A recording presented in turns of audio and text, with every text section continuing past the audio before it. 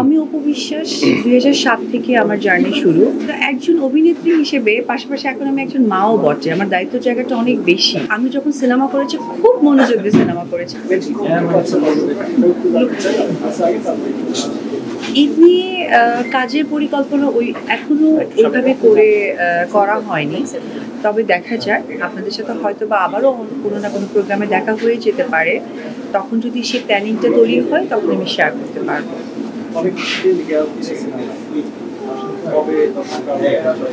Cinema আসলে আমি একটা কথা ক্লিয়ার করি, আমি অপু বিশ্বাস ২০০৭ থেকে আমার জার্নি শুরু।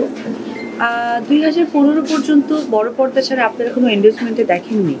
আর সাম্প্রতিক সময় দেখবেন যে কিছু আর্টিস্ট যারা এসেছেন সিনেমা ওইভাবে করে উঠতে না পেরেও কিন্তু এন্ডোর্সমেন্টে আমার থেকে বেশি ইনভলভ হয়ে যাচ্ছে।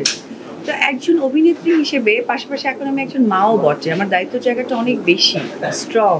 তো সেই জায়গা থেকে আমি যখন সিনেমা করেছি খুব মনোযোগ দিয়ে সিনেমা করেছি এবং আজকে খুব ভালো লাগছে একটা কথা বলতে, আমার পাশে যে নায়ক আছে আজকে এক বুক ভালোবাসা দিয়ে আমাদের দুজনের জার্নি হয়েছিল আপনাদের দর্শকদের কাছে বড় পর্দার মধ্য দিয়ে। তো আমি যখন সিনেমা করেছি না তখন আমাকে সাংবাদিক ভাইরাও খুঁজে পাননি, আমার ফোন নাম্বারও কারো কাছে ছিল না, কোনো এন্ডোর্সমেন্টে ছিলাম না।